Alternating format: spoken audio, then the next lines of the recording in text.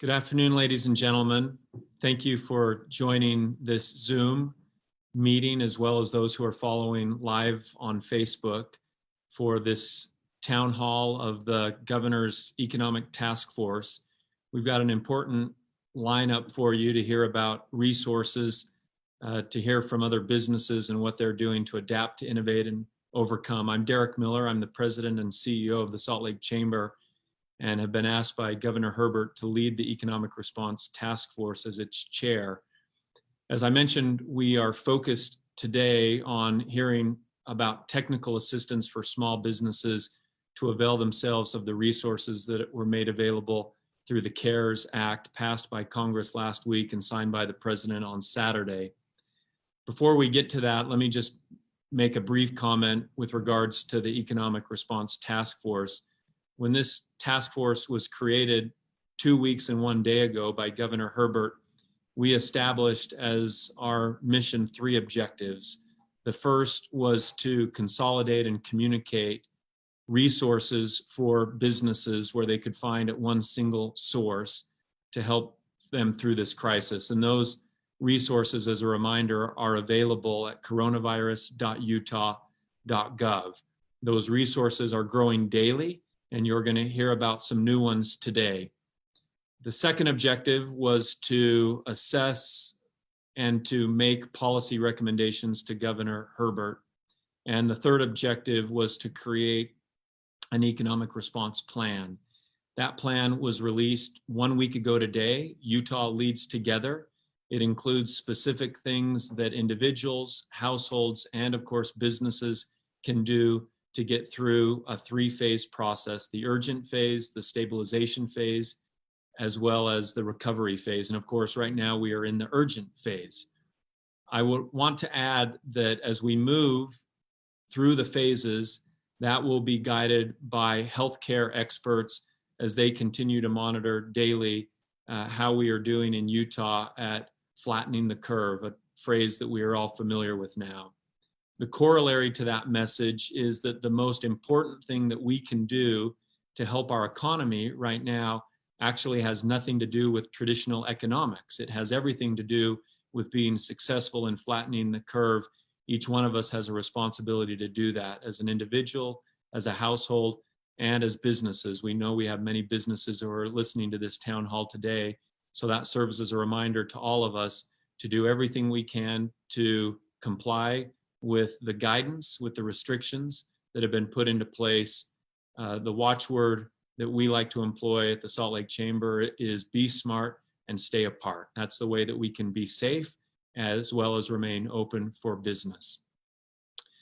The task force met yesterday to discuss what we should focus on next. And the resounding message that we heard from the task force was the great need that businesses have, especially small businesses, to get technical assistance to help guide them through the process of SBA loans, bridge loans, whether those are local or state.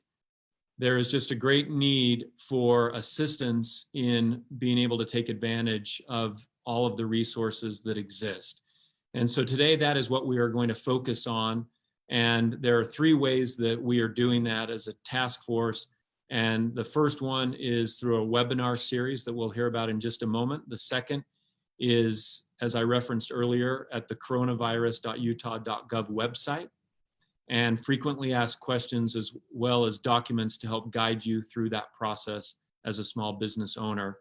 And thirdly, we always want to make sure that you reach out as a small business owner to your trusted lender, who, as guidance is developed on these SBA loans, can help tailor a specific solution for your business. But let's start today with number 1 and talk about some exciting news out of the Eccles School of Business at the University of Utah. And for that, I want to turn some time over to Spencer Eccles, who will give us more information. Spencer, go ahead. Thanks, Derek. Really appreciate it. And thanks for your leadership on the task force as well as at the Chamber and everything you're doing. You know, we had an opportunity to talk with Governor Herbert, and when we looked as a family at what's going on and just the absolute need for information and a framework And really to help business develop some sort of toolkit, we started talking with Taylor Randall, the Dean of the David Eccles School of Business, and also with Governor Mike Leavitt, former Secretary of Health and Human Services, where back when he was with George W. Bush, President George W. Bush, he was given about $7 billion to develop a pandemic plan. And we have that resource right here in the state of Utah. And as we started really getting our heads together and thinking about this need, and literally just a very short period of time ago, about a week and a half, we, Taylor Randall, Dean Randall, came up with this idea, and we all began thinking to create an executive series, executive education series, where people can, business leaders or business owners, or people in some form of operation, thinking about how do I navigate this future. And you have this ivory tower research that usually is not very digestible at the street level for you and I when we're trying to think about practical measures of navigating this crisis. And how do we bring that down to bring that research, that talent that we have located at the University of Utah, how do we bring that down to the street? And so what we did was we engaged Mike Leavitt to help us think through this pandemic and create some kind of a semblance, a framework that we can work through it. And so that's what we've done. And on Friday, we're kicking it off, and it will start at 11 o'clock. It'll go to 1 o'clock. We already have over 1,000 people signed up for it. It will be somewhat interactive, where you can post a question and we can address that. Senator Mitt Romney is going to be on that as well. And then we'll be bringing in other experts. We have one of the key faculty people that we have at the University of Utah through the Mariner S. Eccles Institute for Economics and Quantitative Analysis, where this will all be housed, is Adam Looney. He's formerly with the Brookings Institute, and he's helping with some of the more tactical things also at the state level as we think about the modeling. So this will all start off on Friday, and it will be followed in the week after, which will be next week, with more industry-specific trainings. And as a family and through the foundations that we have responsibility over, we will be underwriting this completely. So if you think about it, it'll be about a 4 to 6 week series. It's literally about $1,000 value in terms of if you were going to go, if you were an executive and you wanted to go through the University of Utah for some online training or through executive training. And we really think that this will give businesses a framework to think through this process of where we are, and it will be coupled with the Governor Herbert's task force report that he put out through Derek's group, where you have the urgent, the stabilization, the recovery phases. So we'll work within that framework, and then ultimately we will help you develop a toolkit to help you navigate. What do I think about revenue, the loss of revenue? How do I think about my P&L, my balance sheet? How do I think about labor? Do I furlough? Do I let people go? How does that tie into policy, into the stimulus package that's come through? And we'll be pulling in experts all through that and really providing great training. I think it's a wonderful resource. You can go to, and this will be located on the Chamber's site somewhere, but I'll give you the link. It's eccles.link/Mike Leavitt, and that will take you to the registration page. And again, this is free and as a service from the Mariner S. Eccles Institute for Economics, and where we've engaged Mike Leavitt, and then also utilizing other resources and experts and faculty up at the University of Utah. And we're really excited about it. We think it'll be a great resource and help for people. And it will be real time. It will be very fluid, and it will adjust as the marketplace adjusts as we deal with this crisis. And so, Derek, thanks for your support, and for the Chamber and for other organizations across the state. The more we can get this word out, and as you think about it, helping your networks, all of you that are on this webcast, getting your networks on this would be great. And together, I know that we can beat this. It's going to be a challenge. I don't want to underplay that, but we've done challenging things in the state, going all the way back to when Mariner Eccles was the head of the Federal Reserve and had to navigate the Great Depression and a number of other things associated with that. So With that, I'll turn the time back to you, Derek. Thanks for the time to let me talk about that and get people involved. Thank you, Spencer. And where I found the link was at eccles.utah.edu. That's the website for the business school. I'm going to see if I can share that real quick. I've never done this before, but we're going to try it live. Let's see if this comes up on the screen. Spencer, can you see that? And did I get the right link? Yeah, you got it right. And you just click on register now, and you can register. And again, every Friday we'll be doing this. And then the following week, in the early part of the week, we'll be working with various industry leaders and industries, like nonprofit organization is one area we're focused on. Small business will be another segment. And we'll be looking at other industry sectors specifically to help you through. And then also specific topics too, where we can have a deeper dive, and it will be interactive, and those will be smaller groups. But anyway, thanks a lot, and thanks for your support, and good luck to all. We hope and pray that things will go well for you and that you can navigate this crisis. Thank you, Spencer. We know that you're going to prepare now for that first series, so we'll let you go.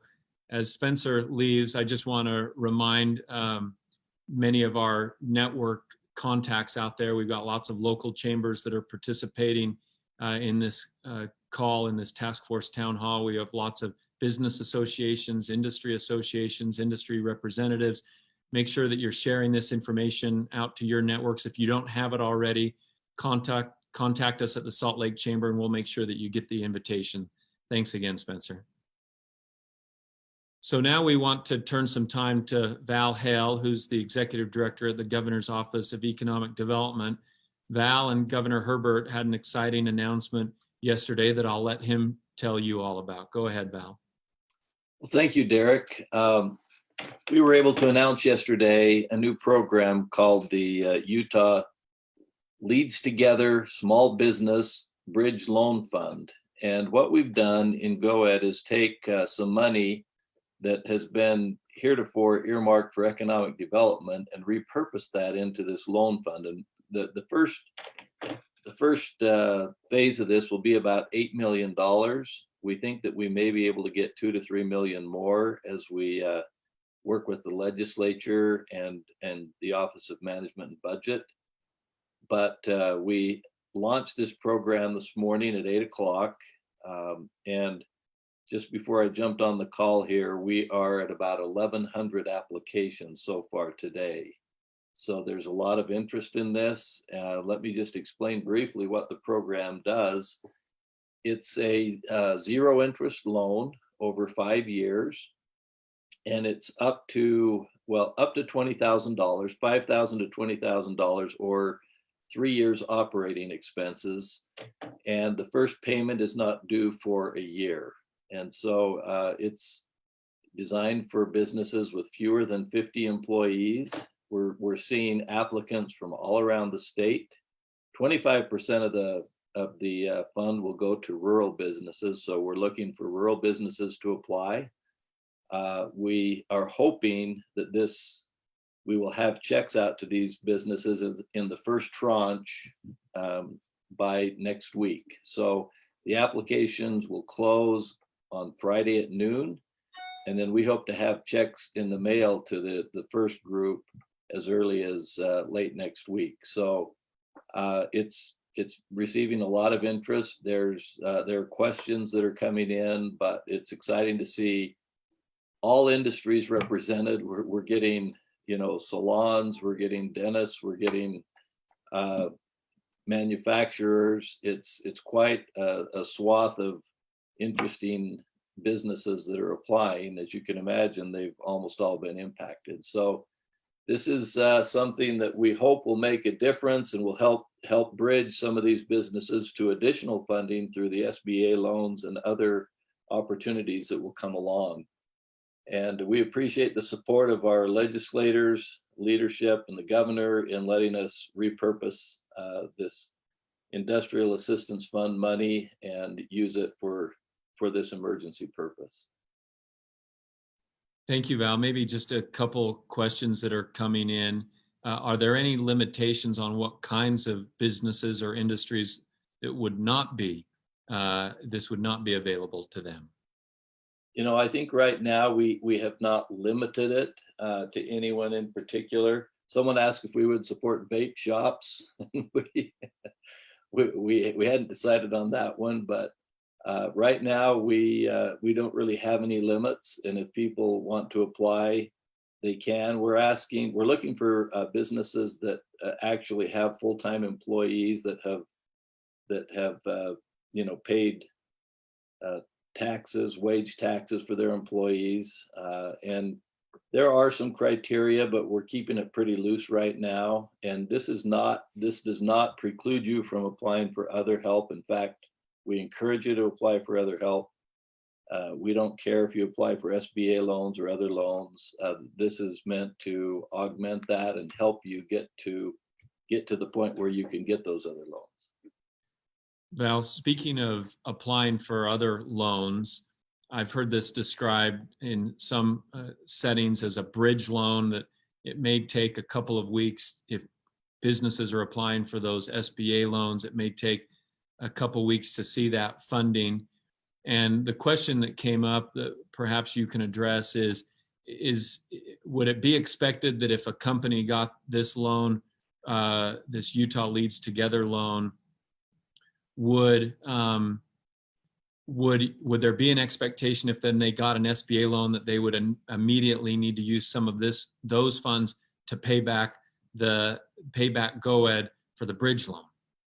No, the answer is no.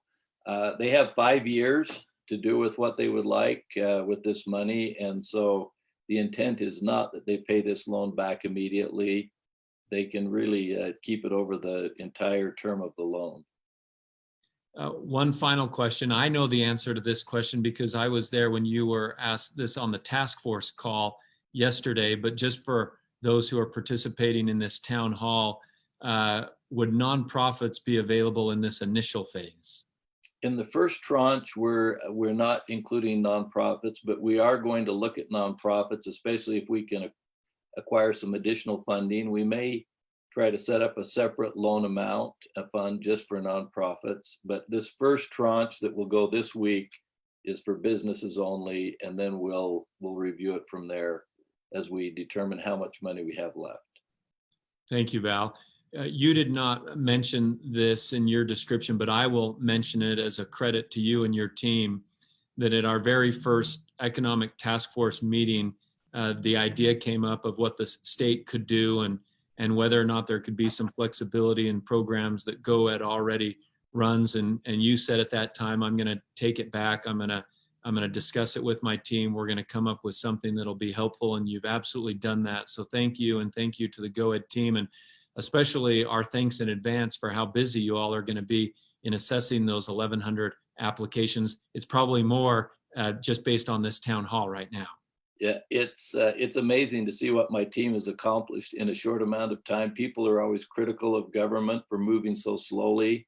Well, our team put this together in about a week's time, including an executive order from the governor that allowed it to happen, and put all the meat on the bones. And so we have people, as these applications come through the computer, we have all of GoEd that is working on this. We have some that immediately review the application to make sure that it's legit and that it meets the criteria. Then we have another team that will do a more extensive review. And then we have a third team that actually goes through and evaluates and grades the application. So it's an all hands on deck project in GoEd. And I really want to give a shout out to my team. They've done a fantastic job. Thank you, Val. Now we want to shift to a new topic, shift a little away from the business resources that exist on the stimulus side, but we want to shift to an equally important topic, and that is a discussion of essential services.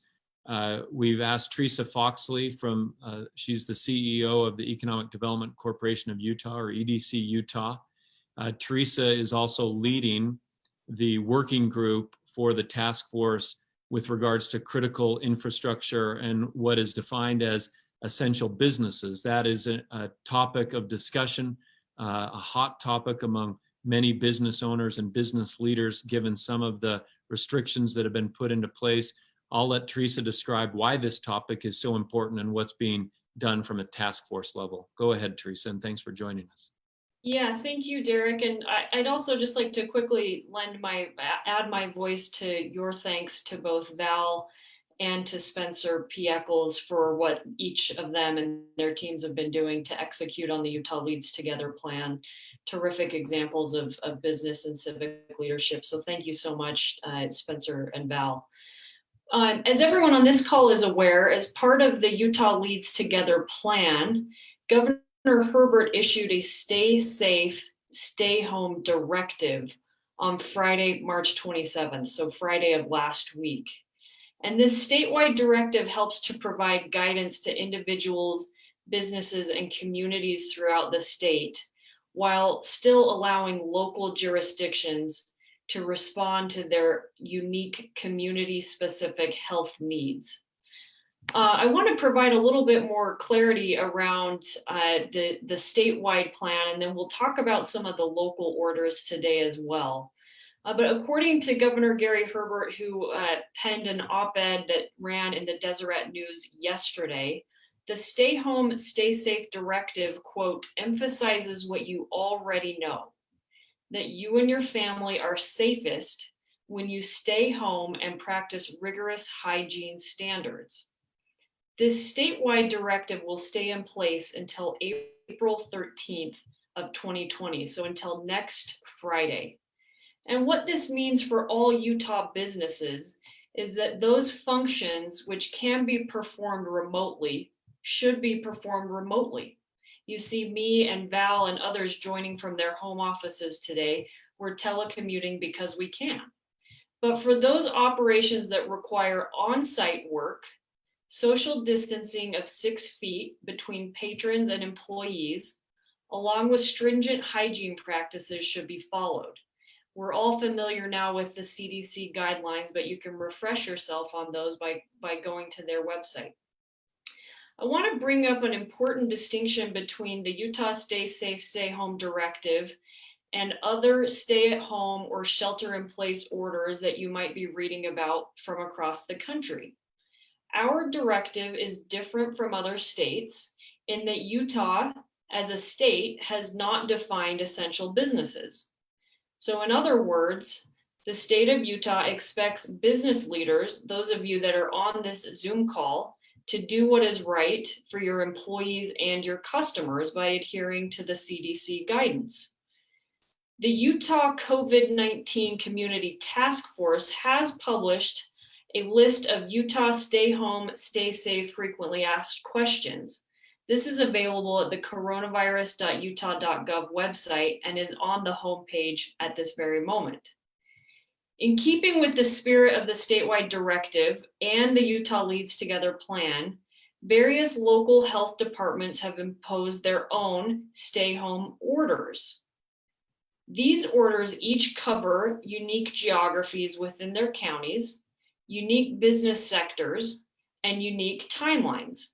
Additionally, at the county level, each county has their own enforcement protocols. To date, Summit, Salt Lake, Wasatch, and Tooele counties have each issued their own order. We expect that other counties will follow suit, especially those along the more densely populated Wasatch Front and some of our other impacted tourism counties. Although each local order is unique, they will commonly have 3 different types of business categories that are impacted. First, the categories of businesses that must cease their operations entirely through the length of the order. These businesses tend to be personal services where the nature of the business operation does not allow for social distancing, and therefore there is a risk of transmission due to the shared space. For example, it would be challenging to have your hair cut by someone standing 6 feet away from you. The next category are businesses that can continue to operate. And I should say on that first category, there are very few businesses that fall into that first category. And most of the counties have provided detailed lists of businesses that cannot continue to operate under the stay-home orders. The next category, the second category, are businesses that can continue to operate, but that need to adopt new practices to be able to create space between patrons and or employees. An example of this second category in many of these local orders is food services, and which we're all now familiar with the requirement for drive-through or curbside pickup. And then finally, the third category are those businesses that are considered to be essential business or critical infrastructure. These companies and certain functions within these companies can continue to operate even if the nature of the work does not allow for strict social distancing. Nevertheless, innovations to social distance and to health check employees are strongly urged even in this third and final category. So while the counties recognize that all businesses and employees play an important role in our economy, these essential business functions can continue on because of the vital role that they play in our national, state, or local critical infrastructure. Many of the orders have a similar flavor because they are following federal guidance. Through the Cybersecurity and Infrastructure Security Agency, or CISA, which is an agency within the US Department of Homeland Security, the federal government has provided guidance to state, local, and tribal health departments. Many of these local orders reference the CISA guidelines in listing their essential businesses.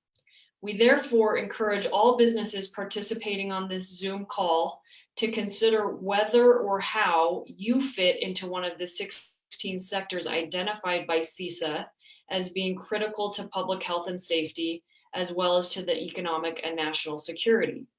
You can find the CISA guidance at CISA.gov, which is C as in cat, ISA.gov. A link to the guidance is also on the CISA homepage. Now, there is a lot of information to digest.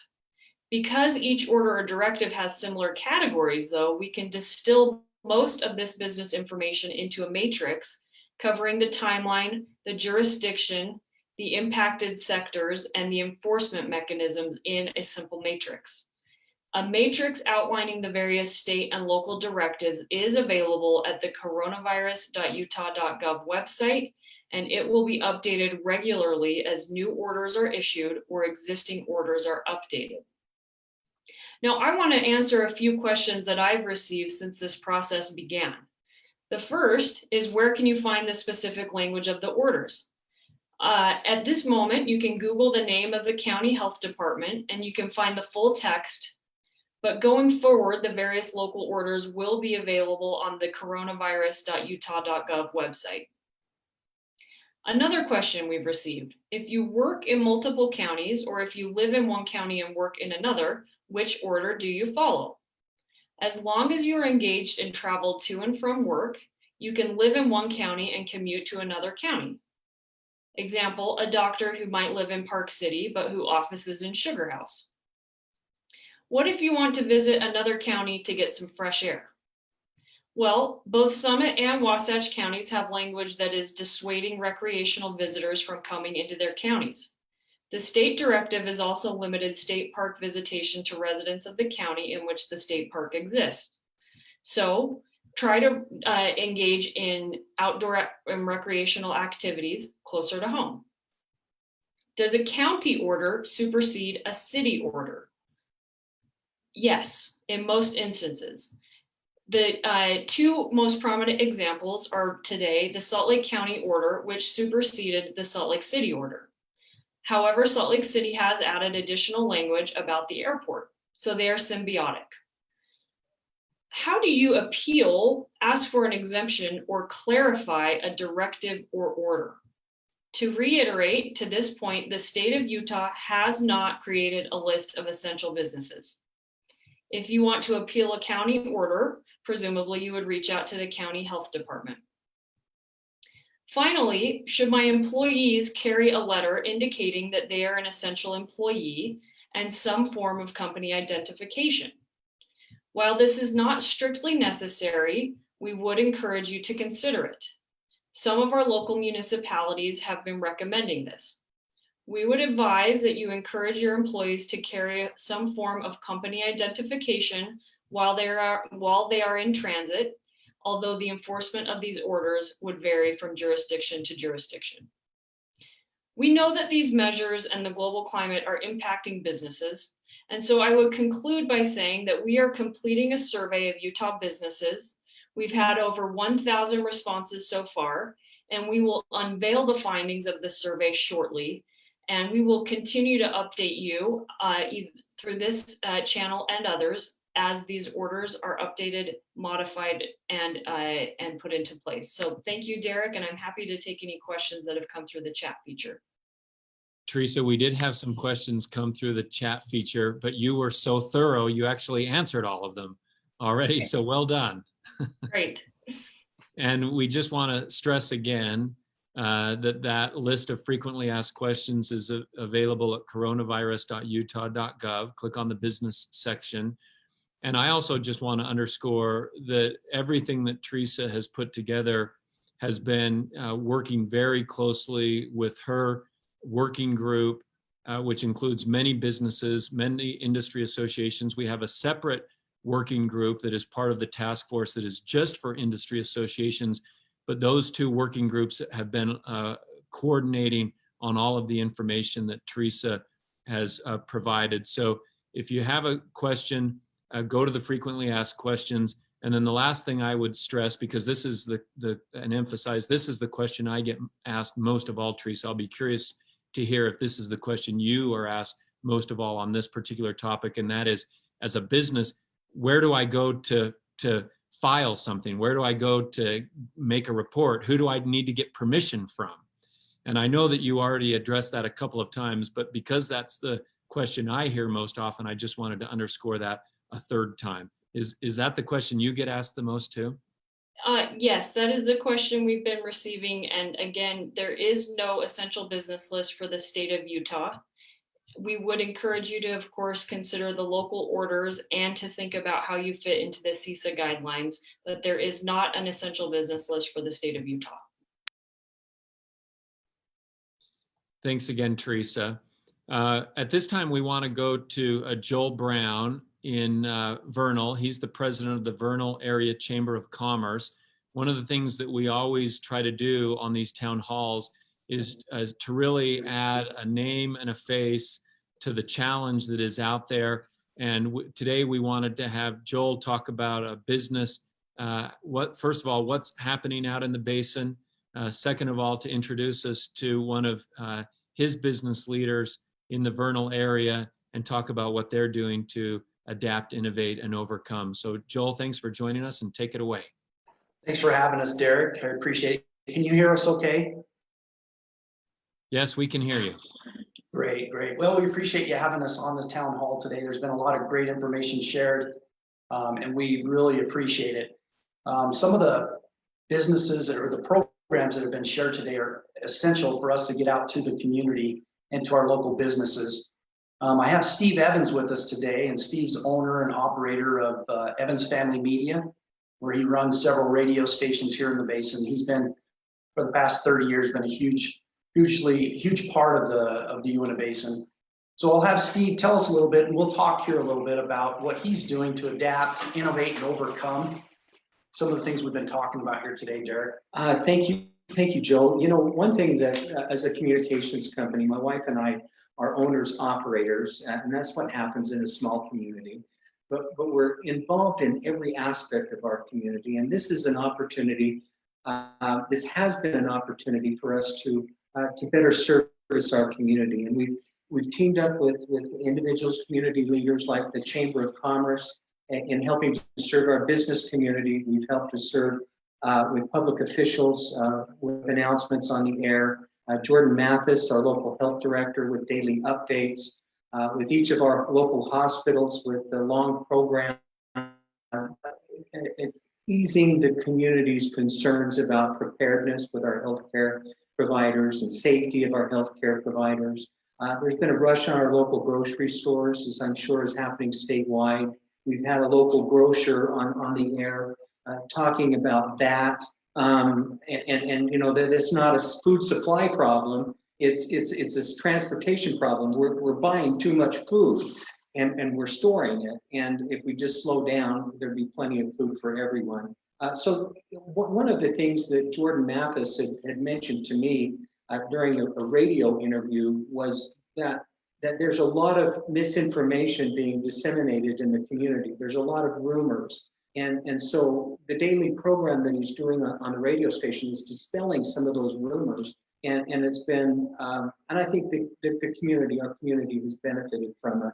I'd like to thank from the Utah Small Business Administration, Marla Trolin, and their legal counsel, John Geige, who joined us on the air last night. Now, Joel Brown and Irene Hansen from Duchesne County had sent out memos to all of the business owners in Duchesne and Uintah counties, letting them know that there would be information provided them on the radio. So we had that radio program last night, and it was extremely beneficial. I recorded the program. We have it posted on our community newspaper website, basinnow.com, under the community tab, and public affairs programming. So, you know, that's a way that we've really helped. There's some fun things that are happening too. I don't know how much time I have, but our local pastor from the Vernal Christian Church, Pastor Marty Young, called me on the phone and he said, "Hey Steve, do you know where I can get a hold of a small transmitter?" He said, we have Easter Sunday services and I can't have them in the chapel, but I'd like to have them in the parking lot and have people sit in their cars and listen to the services. So, you know, he has actually found a transmitter and is doing that. So that's one way that our community is coming together. There's another group of people called Vernal Strong, and with the support of radio, we're promoting it for them. There's a virtual Easter egg hunt, because an Easter egg party is something that we can't do. So these are some fun things that we're doing as a community. You know, pack your kids in the car and go around town, you know, like you used to do for Christmas lights. We're going to go look at Easter decorations on the home. And my wife and I are grandparents of 12 young grandchildren, and we've had fun with that project, decorating our home. So we share ideas with that on our local radio stations. 50 fun things you can do with a family in our community. So we're pulling together as a community. My parents live in Mesquite, Nevada, and they don't have local form of communication. And it's an elderly population. There's a lot of fear in that community and a lot of people that are concerned. So what we're trying to do as a media company is devote ourselves completely to service of our communities and provide through communication, dispelling rumors, providing accurate health information, providing a small business relief information, such as been provided here today. And those are some of the things that we're doing as a small business owner. I want to mention that I had the worst professional week of my 40-something year career last week, when I had about 60% of our business just canceled. And without the economic relief that Mr. Hale and his offices are doing, and staff are doing, and with the CARES program, I can't support payroll beyond 60 days with 60% loss of revenue, and I would be joining hundreds of businesses throughout the Uintah Basin that would be out of business in 60 days if it weren't for these relief packages. So I thank Mr. Hale and his efforts, and also our Small Business Administration individuals who work tirelessly to provide for our local businesses, and it's very much appreciated.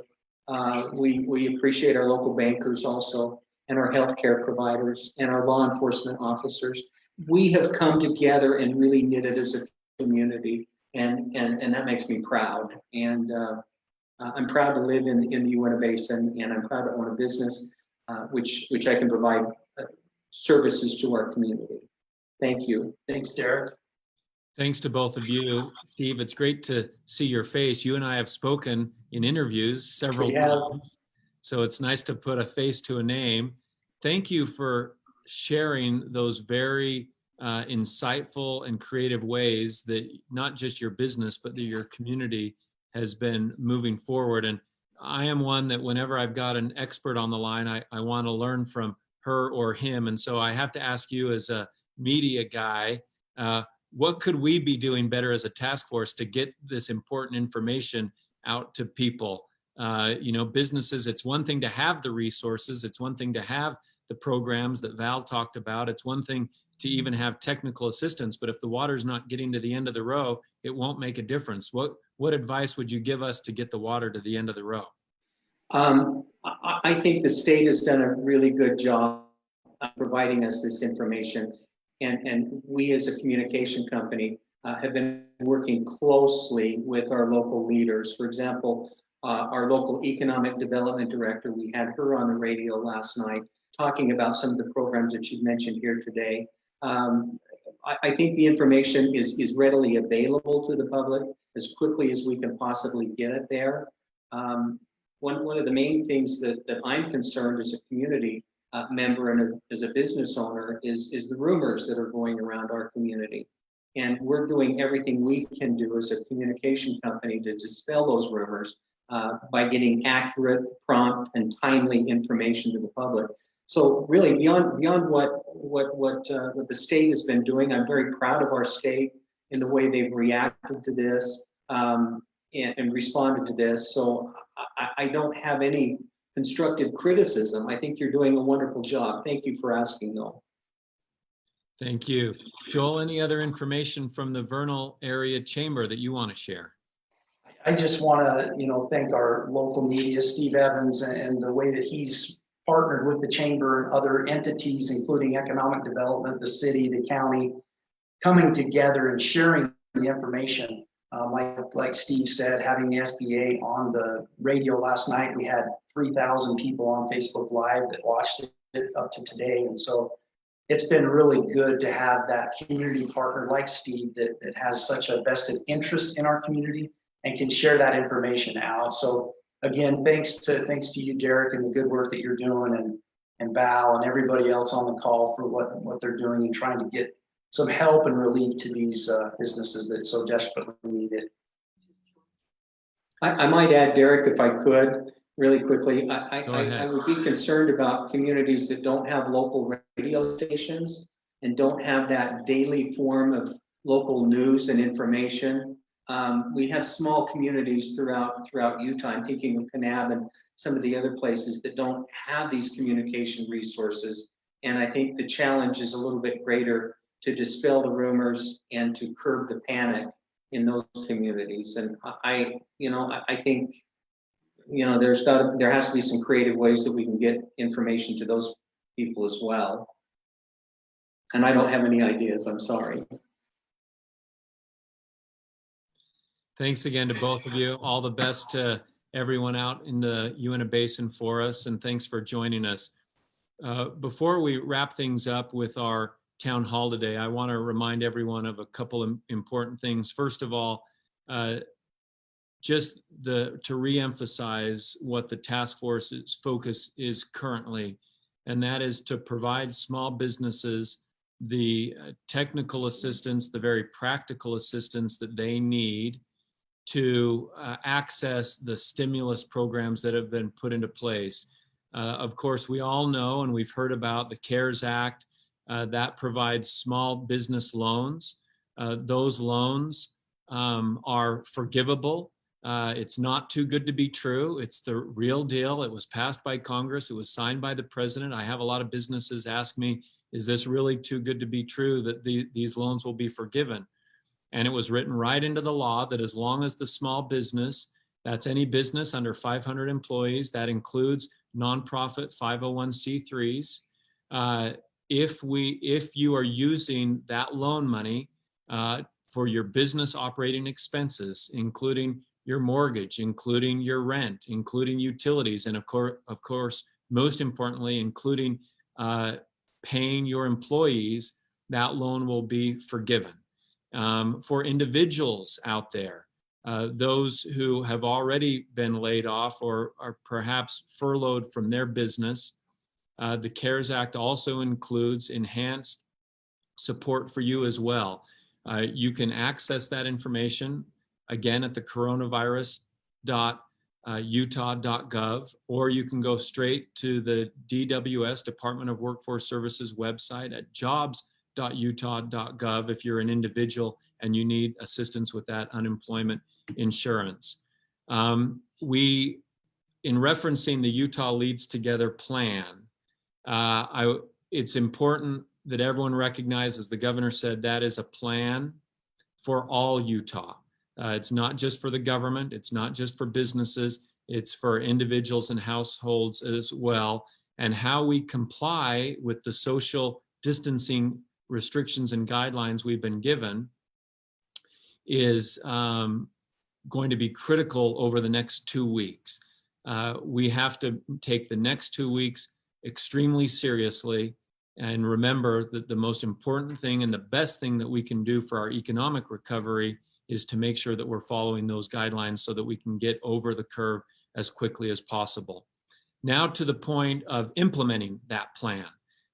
We have put together with our task force a team that is focused just on implementation, guided by data. And we're being joined, I believe, by Chris Cox, who is the Executive Director of the Governor's Office of Management and Budget, GOMB. And Chris is the one leading up the team that is focused on implementation of the Utah Leads Together plan from a tactical level. Chris, have you joined us by audio?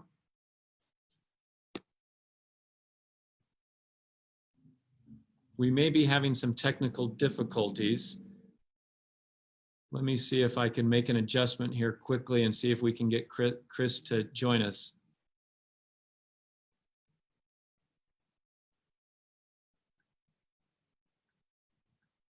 Bear with us for just 30 seconds, folks.